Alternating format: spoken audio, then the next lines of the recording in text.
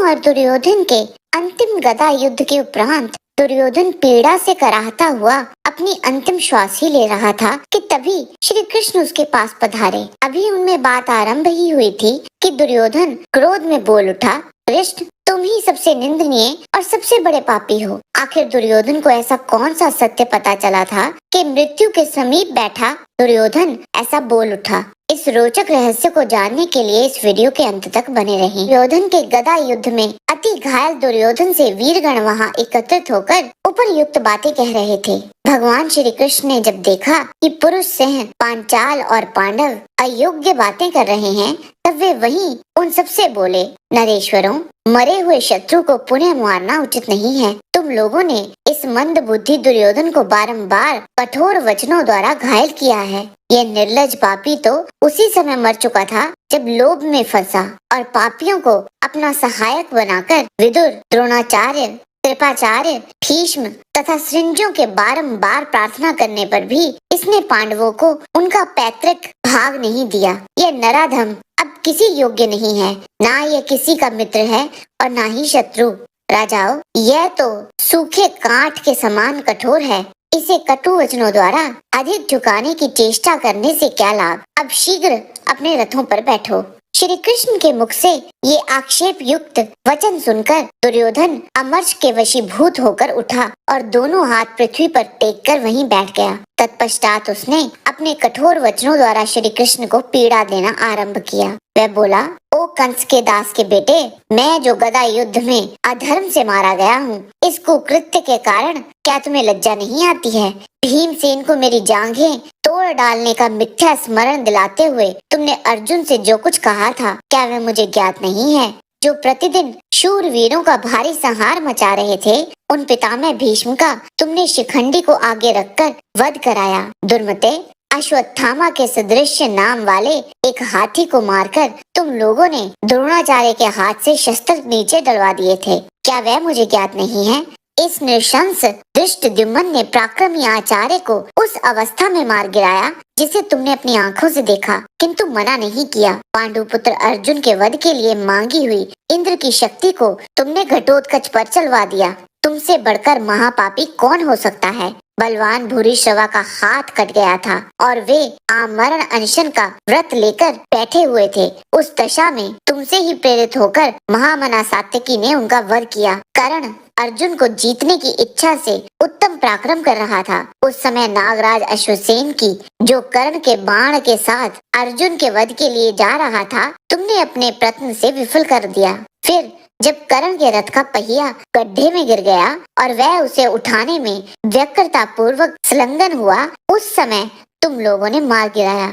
यदि मेरे कर्ण के भीष्म और द्रोणाचार्य के साथ माया रहित सरल भाव से तुम युद्ध करते तो निश्चय ही तुम्हारे पक्ष की विजय नहीं होती, परंतु तुम जैसे अनार्य ने कुटिल मार्ग का आश्रय लेकर तो धर्म पालन में लगे हुए हम लोगों का तथा दूसरे राजाओं का भी वध करवाया है। भगवान श्री कृष्ण बोले, गांधारी नंदन, तुमने पाप के रास्ते पर पैर रखा था, इसीलिए तुम भाई, पुत्र, बांधव, सेवक और सुहृदों सहित मारे गए हो। वीर भीष्म और द्रोणाचार्य तुम्हारे दुष्कर्मों से ही मारे गए हैं। कर्ण भी तुम्हारे स्वभाव का ही अनुसरण करने वाला था, इसीलिए युद्ध में मारा गया। ओ मूर्ख, तुम शकुनी की सलाह मानकर मेरे मांगने पर भी पांडवों को उनकी पैतृक संपत्ति, उनका अपना राज्य लोभवश नहीं देना चाहते थे। तुमने जब भीमसेन को विष दिया था, समस्त पांडवों को उसकी माता के साथ लाक्षागृह में जला डालने का प्रयत्न किया था और युद्ध क्रीड़ा के समय भी सभा में रजस्वला द्रौपदी को जब तुम लोग घसीट कर ले आए थे, तभी तुम वध के योग्य हो गए थे। तुमने द्युत क्रीड़ा के जानकार सुबल पुत्र शकुनी के द्वारा उस कला को ना जानने वाले धर्मज्ञ युधिष्ठिर को छल से पराजित किया था। उसी पाप से तुम रणभूमि में मारे गए हो।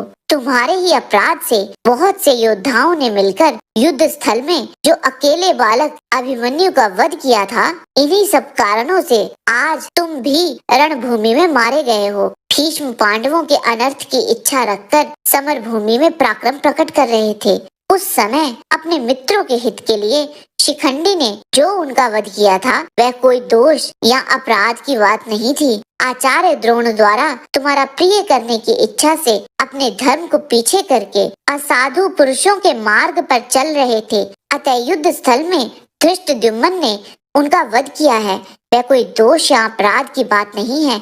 विद्वान सात्यकी ने अपनी सच्ची प्रतिज्ञा का पालन करने की इच्छा से सम्रांगण में अपने शत्रु महारथी भूरिश्रवा का वध किया था। अर्जुन ने वीरोचित सदाचार का विचार करके प्रहार करने के अवसर पाकर भी युद्ध में कर्ण का वध नहीं किया है, अतः तुम उनके विषय में ऐसी बात न कहो। देवताओं का मत जानकर उनका प्रिय और हित करने की इच्छा से मैंने अर्जुन पर महानाग का प्रहार नहीं होने दिया, उसे विफल कर दिया। तुम भीष्म, कर्ण, द्रोण, अश्वत्थामा तथा कृपाचार्य विराट नगर में अर्जुन की दयालुता से ही जीवित बच गए। याद करो अर्जुन के उस पराक्रम को जो उन्होंने तुम्हारे लिए उन दिनों गंधर्वों पर प्रकट किया था। तुम पापी हो, इसीलिए मारे गए हो। तुम जिन्हें हमारे किए हुए अनुचित कार्य बता रहे हो, वे सब तुम्हारे महान दोष से ही किए गए हैं। तुमने अत्यंत प्रबल लोभ और तृष्णा के वशीभूत होकर ना करने योग्य कार्य किए हैं। उन सब का परिणाम अब तुम ही भोगो।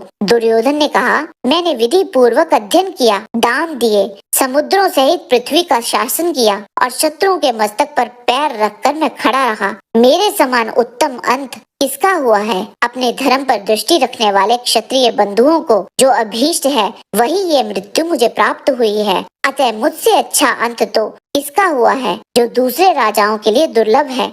ये देवताओं को ही सुलभ होने वाले मानव भोग मुझे प्राप्त हुए हैं। मैंने उत्तम ऐश्वर्य पा लिया है। अच्युत, मैं सुहृदों और सेवकों सहित स्वर्ग लोक में जाऊंगा और तुम लोग भग्न मनोरथ होकर शोचनीय जीवन बिताते रहोगे।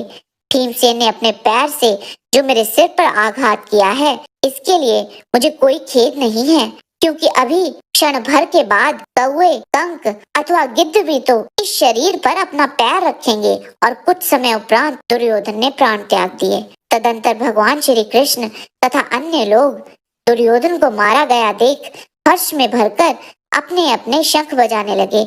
श्री कृष्ण ने पंचजन्य शंख बजाया। प्रसन्नचित्त अर्जुन ने देवदत्त नामक श्रेष्ठ शंख की ध्वनि की।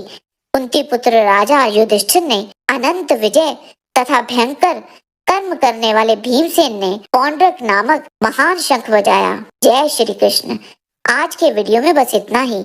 आशा करते हैं कि आपको हमारा ये वीडियो पसंद आया होगा।